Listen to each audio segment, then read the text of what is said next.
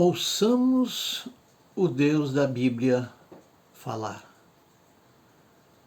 Nesses momentos em que nós estamos vivendo uma pluralidade de divindades, é interessante nós tocarmos nesse assunto. A palavra de Deus em Hebreus, capítulo 1, versículos 1 a 4, nos diz o seguinte: havendo Deus antigamente falado muitas vezes e de muitas maneiras aos pais pelos profetas, a nós falou-nos nestes últimos dias pelo Filho, a quem constituiu herdeiro de tudo, por quem fez também o mundo, o qual, sendo o resplendor da sua glória e a expressa imagem da sua pessoa, e sustentando todas as coisas pela palavra do seu poder, havendo feito por si mesmo a purificação dos nossos pecados, assentou-se à destra da majestade nas alturas, feito tanto mais excelente do que os anjos, quanto herdou mais excelente nome do que eles. Deus, dizia Tennyson, o poeta, compreende-se de muitas maneiras. E George Russell, escritor irlandês, também dizia: há tantas maneiras de subir aos astros como pessoas que o fazem. Há um ditado bem conhecido que diz: Deus tem sua própria escada secreta em cada coração.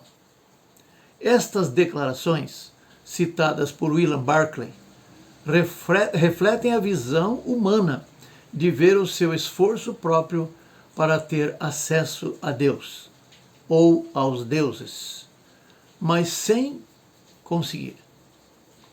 Mas nós falaremos das revelações do Deus da Bíblia, que fala aos homens.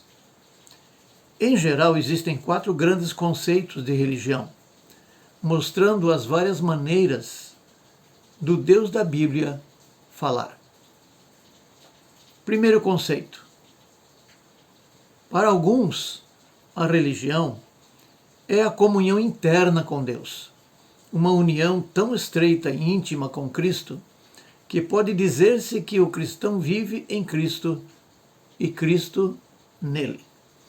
Este era o conceito da religião que tinha Paulo.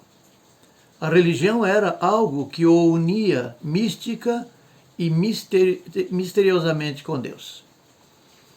O segundo conceito. Para outros, a religião é o que dá ao homem uma norma de vida e o poder para alcançar essa norma. A religião é a lei para uma vida boa e o poder para observar essa lei. Em geral, nisto consistia a religião para Tiago e Pedro. Terceiro conceito. Para outros, a religião é a suprema satisfação da mente. Indagam e indagam até que descobrem que podem descansar em Deus. Platão disse: uma vida sem exame é uma vida que não merece ser vivida. Há certos homens que devem entender ou perecer. Suas mentes pedem satisfação. Em geral, isto é o que a religião significava para João. O primeiro capítulo do seu evangelho é um dos maiores intentos do mundo de conceber a religião de modo que realmente possa satisfazer a mente. Quarto conceito. Para outros ainda, a religião é o acesso a Deus. É o que os leva à própria presença de Deus, o que remove as barreiras, o que elimina os estranhamentos e abre as portas à presença viva do Deus vivente. Isto significava a religião para o autor da carta aos Hebreus. Sua mente está obcecada por esta ideia. Encontra em Jesus Cristo a única pessoa que pode conduzi-lo à porta que dá acesso a Deus. Porta que tinha estado fechada e foi aberta, pelo que Jesus Cristo foi e fez. Toda a ideia de religião se resume na importante passagem de Hebreus 10, 19 a 23, que diz: Tendo, pois, irmãos, ousadia para entrar no santuário, pelo sangue de Jesus, pelo novo e vivo caminho que ele nos consagrou, pelo véu, isto é, pela sua carne, e tendo um grande sacerdote sobre a casa de Deus, cheguemo-nos com verdadeiro coração e inteira certeza de fé, tendo o coração purificado da má consciência e o corpo lavado com água limpa. Retenhamos firmes a confissão para a nossa esperança, porque fiel é o que prometeu. Se o autor de Hebreus tinha um lema para a sua carta, este era: aproximemo-nos de Deus. E para quê? Para ouvir o Deus da Bíblia falar. Porque no transcurso da história humana, os maiores sábios seculares não conseguiram este contato com seus deuses, porque os julgavam transcendentes e incomunicáveis, ao ponto de não se permitir até em pensar neles. Vejamos o que nos diz a enologia a respeito.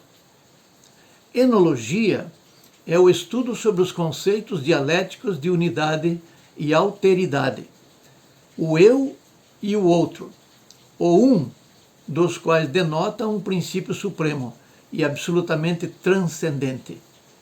Embora o assunto já estivesse emergindo desde os pré-socráticos, é apenas com Platão que o um é considerado transcendente e a causa de tudo. Nenhuma disposição pode ser atribuída adequadamente a ele, nem mesmo o ser. O um tem uma aplicação universal e uma aplicação individual. Universalmente tem sua origem como um sistema no diálogo platônico com Parmênides, onde aparece como algo absolutamente transcendente. Individualmente pode haver uma substância, mas notoriamente no Ocidente ela relata o discurso sobre o um na filosofia neopitagórica e platônica, com desenvolvimento no posterior emanacionismo de Plotino.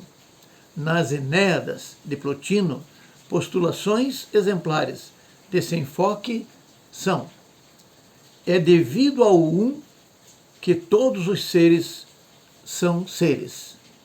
Separados do um, os seres não existem. Vamos aprofundar um pouco essas ideias, estudando os panos de fundo na carta aos Hebreus. O duplo pano de fundo cultural. Pensamento grego. Desde o tempo de Platão, 428 a 347 a.C., os gregos viviam obcecados pelo contraste entre o real e o irreal, o visível e o invisível, o temporal e o eterno.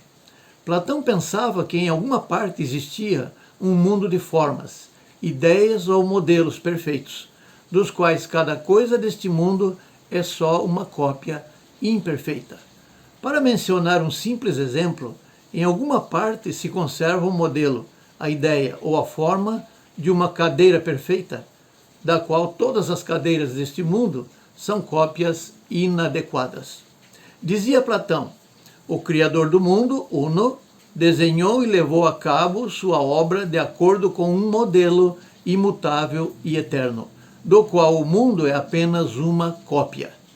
Filo, que extraiu suas ideias de Platão, expressava: Deus, Uno, sabia a princípio que nunca se poderia obter uma cópia bonita a não ser a partir de um belo modelo, que nenhum dos objetos perceptíveis pelos sentidos podia ser sem mancha, se não estava modelado de algo como um arquétipo ou modelo e a uma ideia espiritual.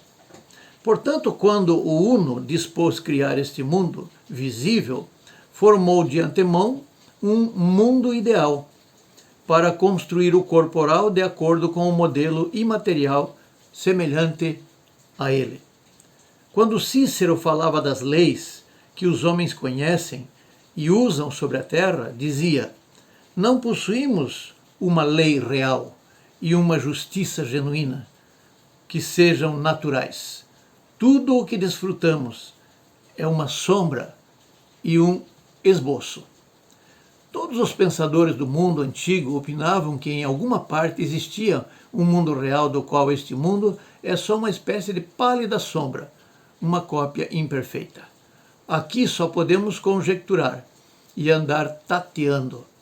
Só podemos trabalhar com sombras e cópias imperfeitas. Mas no mundo visível estão as coisas reais, perfeitas, o mundo tal como foi concebido pelo Uno. Na morte de Newman foi-lhe erigida uma estátua, em cujo pedestal se podiam ler as palavras: das sombras e das aparências rumo à verdade. Se isto é assim, então a tarefa importante desta vida consistirá em sair das sombras e imperfeições para alcançar a realidade. Isto é exatamente o que Deus, ou que o Deus da Bíblia quer falar. Jesus Cristo pode nos capacitar para obtê-la. O autor de Hebreus podia dizer aos pensadores gregos: durante toda a vida vocês buscaram a realidade e tentaram sair das trevas para chegar à verdade. Isto é justamente o que Jesus Cristo pode lhes capacitar a fazer. Ouçam o Deus da Bíblia falar.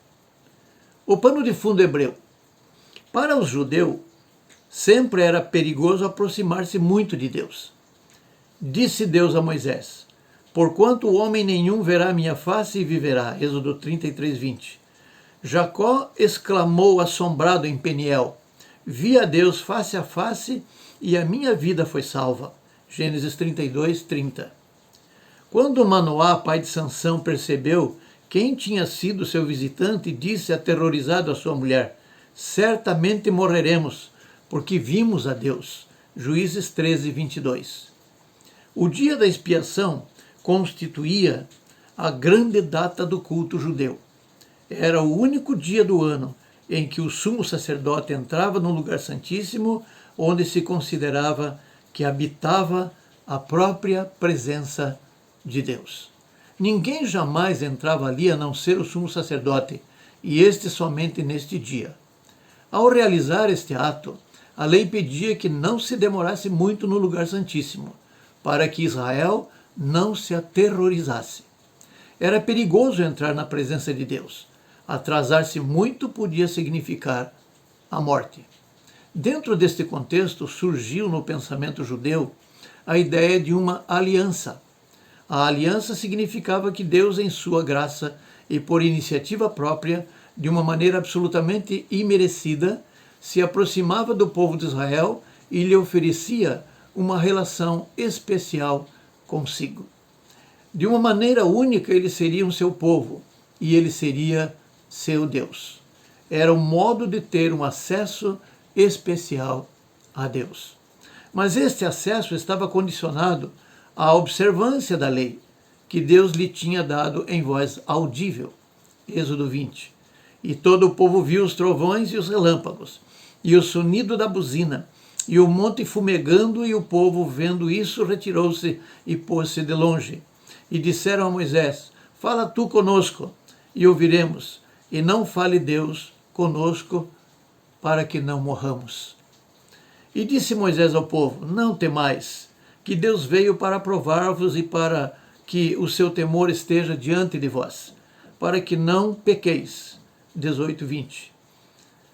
Assim, pois, Israel tinha acesso a Deus, mas só se observasse a lei. Quebrantar a lei era pecado. O pecado interrompia o acesso a Deus e colocava perante ele uma barreira. Para apartar esta barreira, se construiu todo o sistema do sacerdócio levítico e dos sacrifícios. A lei tinha sido dada, o homem pecava, surgiam barreiras, se fazia o sacrifício destinado a restabelecer as relações rotas, recuperar o acesso perdido e abrir de novo o caminho a Deus. Era preciso repetir uma e outra vez os sacrifícios. Mesmo os sacerdotes eram pecadores e deviam oferecer, em primeiro lugar, sacrifício por seus próprios pecados. nenhum sacrifício de animal é capaz de tirar efetivamente a culpa do pecado. A prova da ineficácia de todo esse sistema estava em que os sacrifícios deviam continuar ininterruptamente. O sacrifício era uma batalha perdida e ineficaz para remover a barreira que o pecado tinha colocado entre o homem e Deus. Portanto, ouçamos o Deus da Bíblia falar. O sacerdote perfeito e o sacrifício perfeito. O que os homens precisavam era de um sacerdote perfeito e um sacrifício perfeito. Alguém que pudesse oferecer um sacrifício que, de uma vez para sempre, abrisse o acesso a Deus. Isto é, exatamente o que, no dizer de Hebreus, se fez Cristo. Ele é o sacerdote perfeito porque é, ao mesmo tempo, homem perfeito e perfeito Deus. Em sua humanidade, pode levar o homem a Deus e em sua divindade pode trazer Deus ao homem. Ele não tem pecado. O sacrifício perfeito que oferece é o de si mesmo. Um sacrifício tão perfeito que não precisa ser repetido jamais. Aos judeus, o escritor de Hebreus dizia: durante toda a sua vida, vocês estiveram buscando o sacerdócio perfeito que pudesse oferecer um sacrifício perfeito para recuperar o acesso a Deus e anular as barreiras para poder viver para sempre na devida relação com Deus.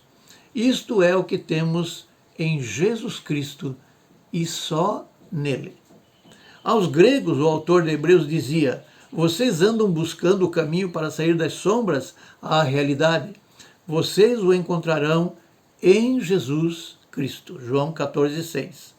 Para o autor de Hebreus, Jesus era a única pessoa na terra que dava acesso à realidade e a Deus. Este é o pensamento-chave de toda a carta. Portanto, ouçamos o Deus da Bíblia falar. Então disse: eis aqui venho para fazer, ó Deus, a tua vontade.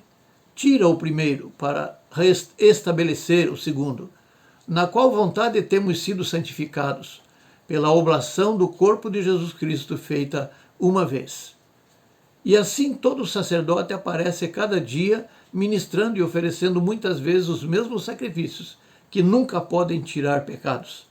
Mas este, havendo oferecido um único sacrifício pelos pecados, está sentado para sempre à destra de Deus.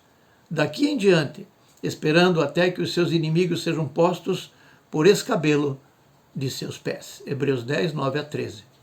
Falou o Deus da Bíblia para nos revelar a sua salvação no seu Filho Jesus Cristo.